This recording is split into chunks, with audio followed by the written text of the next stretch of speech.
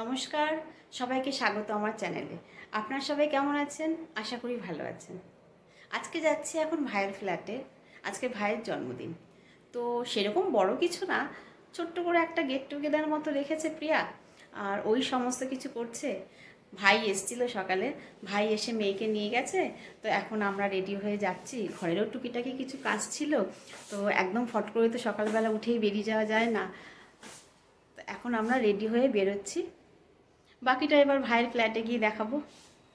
চলে এসেছি ভাইয়ের ফ্ল্যাটে, আর ঢুকে দেখি ভাইয়ের ফ্ল্যাটটা বেশ সুন্দর করে সাজিয়েছে। আর ওই যে সকালে বললাম না আপনাদেরকে, ভাই গিয়ে মেয়েকে নিয়ে এসছে, তো মেয়ে তো আগেই চলে এসেছিল। মেয়ে আর প্রিয়া মিলে খুব সুন্দর বেশ দুটো রুম বেলুন দিয়ে কি সুন্দর সাজিয়েছে।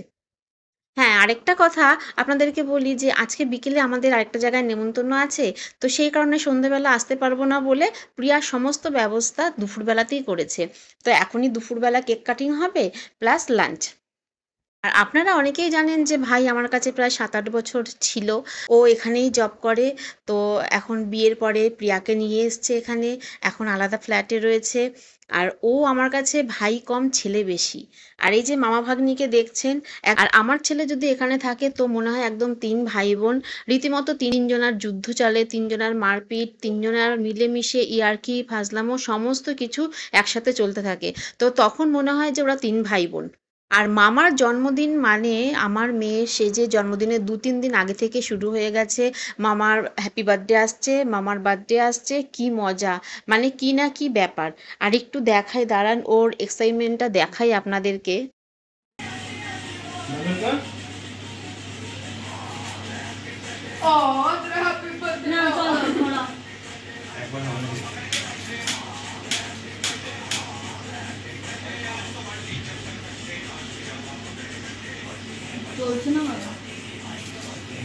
হ্যাঁ হ্যাঁ হ্যাঁ। Happy birthday to you, happy birthday to you, happy birthday dear Tanu, happy birthday to you. May God bless you. May God bless you. Happy birthday, dear Mama. প্রিয়াকে খাওয়া আগে। হ্যাঁ হ্যাঁ হ্যাঁ।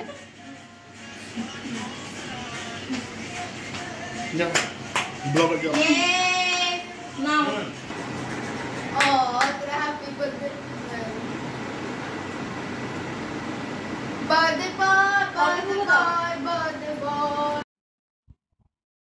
তো কেক কাটা হলো, আর কেক কাটার পর কেক খাওয়ানো সবাইকে।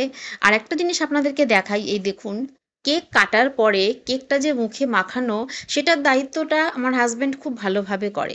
সেটা শুধু শালাবাবু বলে না, সেটা ছেলে মেয়ে বা আমার জন্মদিন, ভাইয়ের জন্মদিন বা প্রিয়ার জন্মদিন, সেটা কারোর জন্মদিনেই হলে সে কেক কাটানোর পার্টটা খুব ভালোভাবে সে একদম পালন করে।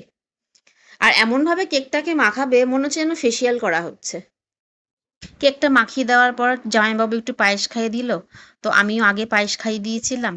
আর প্রিয়া একা হাতে কি সুন্দর সমস্ত ব্যবস্থা করেছে। আমি ওকে নাই করেছিলাম একটু শরীরটা খারাপ দেখে, যে তোকে একা একা এত কিছু করতে হবে না, এবারে বার্থডে, আমরাও যাব না, তোরা দুজন বরঞ্চ নিজেদের মতো করে কর। তো ও একা 5 রকমের ভাজা, শাক, 2 রকমের মাছ, মাংস, কত কিছু আইটেম করেছে। তারপর দই মিষ্টি তো আছেই।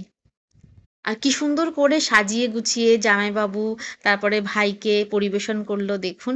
আর একদম সত্যি কাজে প্লাস রান্নাতে পাকা রাঁধুনি হয়ে গেছে। তো ওদের দুজনকে প্রথমে দেওয়া হলো, তারপর আমরা সবাই মিলে একসাথে বসে গিয়েছিলাম লাঞ্চে। আর রান্নাটাও ভীষণ ভালো হয়েছিল। তারপর খাওয়া দাওয়া করে আমরা সবাই মিলে বসে আধা ঘন্টা 1 ঘন্টা মতো অনেকক্ষণ গল্প করলাম। কারণ এর আগে আমি কলকাতা গিয়েছিলাম, তো ওখান থেকে আসার পরেও ঘরের কিছু কাজ থাকে, তারপরে আমার কিছু ইভেন্ট পড়ে গেছিল, তো ওর সাথে দেখা হয়নি। ফোনে কথা হয়েছে। তো অনেক দিন পরে দেখা হলো, তো দেখা হওয়ার পর খুব গল্প, ওখানে কি করলাম, কোথায় ঘুরলাম, কি মজা, খুব ভালো লাগছিল কথা বলে। অনেকদিন পর এইভাবে ওর সাথে গল্প হলো। আমরা বেশিক্ষণ বসিনি, কারণ ওই যে বিকেলে আবার বললাম বিয়ে বাড়ি একটা নেমন্তন্ন আছে, তো সেখানে যাব। তো আমরা 4টে-5টার মধ্যেই বাড়ি চলে এসেছিলাম। এখন আমরা রেডি হয়ে চলে এসেছি বিয়ে বাড়ি। অনেক বছর পর দিল্লিতে এরকম একটা বাঙালি বিয়ে বাড়িতে আসলাম। আর কার বিয়ে সেটা আপনাদেরকে বলি। আমরা যে এখানে দিল্লির রোহিণীতে থাকি, সেখানে সেক্টর 13-তে একটা মন্দির আছে। মন্দিরটির নাম হচ্ছে অগ্রণী মাতৃ মন্দির। আর এই মন্দিরের দুর্গাপুজোর ব্লগ বা এই মন্দির থেকেই আমার প্রথম জন্মদিনের ব্লগ দিয়ে আমি শুরু করেছিলাম। তো এই মন্দিরটা আপনারা সবাই জানেন, সবাই চেনেন। প্রায় 300-400 বাঙালি পরিবার আমরা এই মন্দিরের সদস্য। তো সেখানকারই এক দাদার ছেলের আজকে বিয়ে। বিয়ে বলবো না, আজকে একটা পার্টি। কলকাতাতে কিছুদিন আগে ওর বিয়ে হয়েছে। আর এখানে হচ্ছে একটা গ্র্যান্ড পার্টি দাদা থ্রো করেছে। তো সেখানেই আমরা ইনভাইটেড। এখানে এসে এতদিন পর মেয়ের বান্ধবীকে পেয়ে গেছে, ব্যাস পেয়েই খুব খুশি। ওর সাথে সাথে ওর সাথে চলে গেল। আর আমিও আমার বান্ধবীদের দেখতে পেয়েছি এতদিন পর, খুব ভাল লাগছিল। আসলে আমরা সমস্ত যে বাঙালিরা এখানে যারা মন্দিরের সদস্য আছি, তারা সবাই দুর্গাপুজো ছাড়া খুব একটা একসাথে মিট হওয়ার সুযোগ হয়ে ওঠে না। দুর্গাপুজো এখানে আমরা প্রায় 5 দিন 6 দিন ধরে খুব মজা হই হুল্লোড় করি, দুবেলা পুরোটা দিনই আমরা থাকি তখন ওখানে। আর এছাড়া লক্ষ্মী পুজো, সরস্বতী পুজো কিংবা কালী পুজোতে হয়তো দেখা হয়। আরেকটা, হ্যাঁ, বছরে একবার আমাদের পিকনিক হয়, কিন্তু ওই জানুয়ারি কি ফেব্রুয়ারিতে হয় পিকনিকটা। কখনো হয়তো যাই, কিংবা কোনো সময় পিকনিকও আমরা অ্যাটেন্ড করতে পারি না, কারণ ওই টাইমে ছেলে মেয়ের পরীক্ষা থাকতো। আর অনেক সময় আবার সরস্বতী পুজো লক্ষ্মী পুজোতেও থাকতে পারতাম না, কারণ এখানে আবার সরস্বতী পুজোতে ছুটি দেয় না। তাই দুর্গাপুজোর সময় সবাই আমরা অ্যাটেন্ড করি, প্লাস সবার সাথে দেখা হয়, গল্প হয়, মজা হয়। তো এবারে দুর্গাপুজোর পরে এরকমভাবে সবার সাথে দেখা হচ্ছে আবার এই বিয়ে বাড়িতেই। তো এখন ফিলটা ঠিক দুর্গাপুজোর মতোই মনে হচ্ছে, যেন মনে হচ্ছে একটা ছোটখাটো দুর্গাপুজো হচ্ছে। এখন আমাদের নতুন বৌমার সাথে আপনাদের পরিচয় করিয়ে দিই। ওর বাড়ি হচ্ছে ফিলিপিন্সে। তো ও ফিলিপিন্সের মেয়ে, আর খুব ভালো, খুব কিউট। বৌমা বললে ভুল হবে, আমাদের মেয়েই এখনো। আর ভীষণ কিউট মেয়ে, খুব ভালো, বেশ মিশুকে। আর ওদের বিয়ে, প্রথমে তো বলি বাঙালি মতে একদম কলকাতাতে একবার বিয়ে হয়েছে। তারপরে যেহেতু মেয়েটি ফিলিপিন্সের, তো সেখানকার মত অনুযায়ী হয়েছে ওখানে গিয়ে। আর দিল্লিতে আমাদের বন্ধু বান্ধবদের জন্য আর দিল্লির কিছু আত্মীয় স্বজন তাদের জন্য দাদা গ্র্যান্ড পার্টি থ্রো করেছে। ভীষণ ভালো ছিল, এই পার্টির অ্যারেঞ্জমেন্ট খুব ভালো ছিল। তো এখন আমরা একটু স্ন্যাক্স দিয়ে কিছু শুরু করছি খাওয়া। রকম আইটেম ছিল, ফিশ ফিঙ্গার ছিল, চিকেন পকোড়া, তন্দুরি চিকেন, অনেক রকমের আইটেম ছিল, ভেজ নন ভেজ সব রকমই ব্যবস্থা রাখা হয়েছিল। আর এই যে দূরে যে দুটো এলইডি দেখতে পাচ্ছেন, এই এলইডিতে ওদের ফিলিপিন্সে যেভাবে ওদের বিয়েটা হয়েছিল ওদের ওখানকার রিচুয়াল মেনে, তো সেটা সম্পূর্ণ ওখানে চলছে। তো বেশ ভালো লাগছিল দেখতে। আর এতদিন পরে আমাদের সব চেনা বন্ধুদের সাথে দেখা হয়ে এত ভালো লাগছে, অনেক দিন পর, সেই দুর্গাপুজোর পরে আবার এই এখন দেখা হচ্ছে। খুব ভালো লাগলো, কত গল্প হলো, কত মজা হলো। আর যেহেতু সবে সবে আমি কলকাতা থেকে এসেছি, কলকাতার ব্লগগুলো সবাই দেখেছে, তো সবাই সেসব কথাও বলছিল, খুব ভালো লাগছিল। এরপরে চলে আসলাম একদম ডিনার। এরপর ডিনার করব।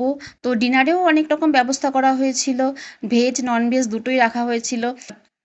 তো আমরা নিয়ে নিলাম চিকেন বিরিয়ানি আর সাথে মাটন।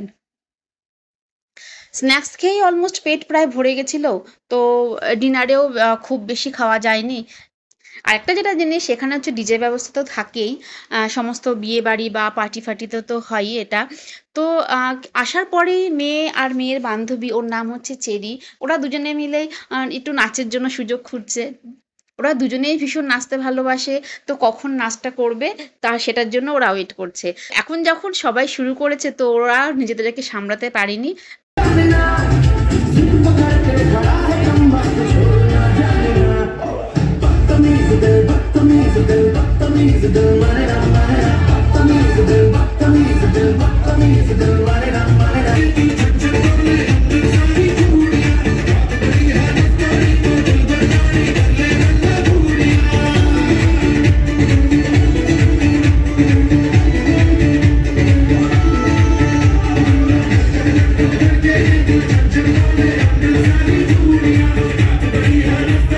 তো বেশ অনেকক্ষণ নাচানাচি হলো একটুখানি, খুব ভালো লাগলো।